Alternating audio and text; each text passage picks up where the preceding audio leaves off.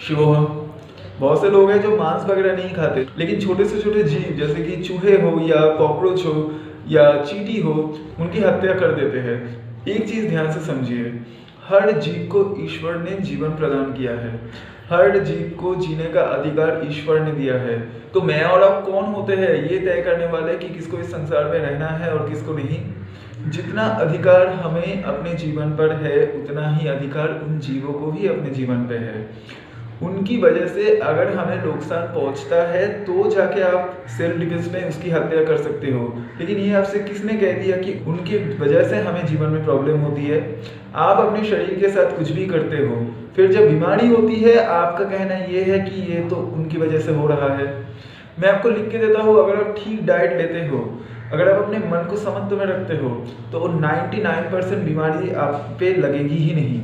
अब उनके घर में रहने से अगर आपको दिक्कत होती है तो आप उन्हें बाहर निकाल दीजिए, लेकिन उन्हें मारे नहीं, क्योंकि हर जीव को उतनी ही पीड़ा होती है जितनी आपको होती है। उनको क्या पता कि कैसे रहना है कैसे नहीं रहना है। आप कहते हो मेरा बहुत ही कीमती सामान है जो कि चूहे ने काट लिया। एक चीज़ बताइए, क्या चूहे को ये चीज़ पता है कि इसे काटना चाहिए इसे काटना नहीं? तो बेचारे की क्या गलती है। मैं ये नहीं कह रहा हूँ तो घर में आप उन्हें पनाह दे दीजिए, लेकिन आप उनको मारिए नहीं। चूहे के केस में आप एक काम कीजिए, चूहेदानी से उन्हें पकड़िए और फिर जाके उन्हें नज़दीक के जंगल में छोड़ दीजिए। जब कॉकरोच बहुत ज़्यादा होते हो, मैं एक आसान तरीका बताता हूँ जो मैं इस्तेमाल करता हूँ। एक जार लीजिए या एक बॉक्स लीजिए, उसमें थोड़ा सा बिस्किट्स वगैरह या खाने के कुछ भी सामान हो रख के, जहाँ पे कॉकरोच वगैरह ज़्यादा होते हैं वहाँ पे जाके उसका ढक्कन हटा के उसको रख दीजिए, फिर लाइट ऑफ कर दीजिए। 2 या 3 मिनट में आप देखोगे कि सारा का सारा जो कॉकरोच है वो उस जार में चला गया। फिर उसके ढक्कन को बंद कर दीजिए और उस जार में छोटे छोटे छेद कर दीजिए, ताकि जो कॉकरोच अंदर है उन्हें सांस लेने में दिक्कत ना हो। फिर जाके उन्हें नज़दीक के किसी जंगल में जाके छोड़ के आइए, और कुछ ही समय में आप देखोगे कि आपके घर से कॉकरोच भी गायब हो गया। और चींटी वगैरह, चींटी या बाकी जीवों की आप बात करते हो, अगर आप अपने घर को साफ रखते हो ना, तो आधे से ज़्यादा जो कीड़े हैं वो आएंगे ही नहीं। तो अगर हमारे पास ऐसा सब्स्टिट्यूट है कि हम किसी जीव की हत्या ना करते हुए भी अपनी ज़िंदगी आराम से जी सकते हैं, तो क्यों किसी जीव की हत्या करना।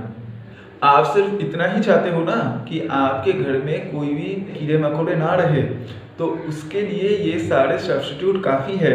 लेकिन किसी भी जीव की निर्दयता से हानि मत करो या किसी भी जीव को बिना वजह ना मारो, क्योंकि जैसे आपको दर्द होता है वैसे उन्हें भी दर्द होता है।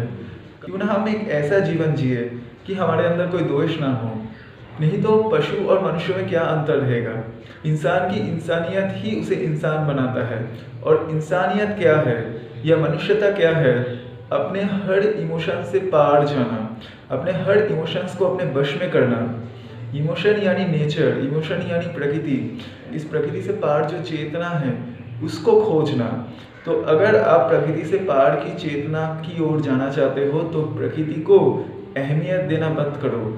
कुछ समय के लिए ही आपके मन में राग और द्वेष रहेगा, लेकिन थोड़ा थोड़ा करके उसे काटिए और उससे पार जाने की कोशिश कीजिए। तब आपके सामने जाके चेतना का दरवाज़ा खुलेगा। इसीलिए जो भी उस चेतना के दरवाजे तक पहुंचता है, वैसा व्यक्ति हर जीव के प्रति करुणावान रहने के लिए बोलता है। चाहे वो महावीर हो या बुद्ध हो या पतंजलि हो, हर चेतनावान व्यक्ति ने करुणा को अहमियत दी है। क्योंकि करुणा का अर्थ सिर्फ दूसरों पे दया करना नहीं होता, वो अपने ऊपर भी दया करना होता है। यानी कि जितना जितना आपके अंदर से द्वेष खत्म होता है और करुणा जागता है, उतना उतना आप में देहात्मबोध कम होता है और उतना उतना आप चेतना के उस शिखर तक पहुंचते हो।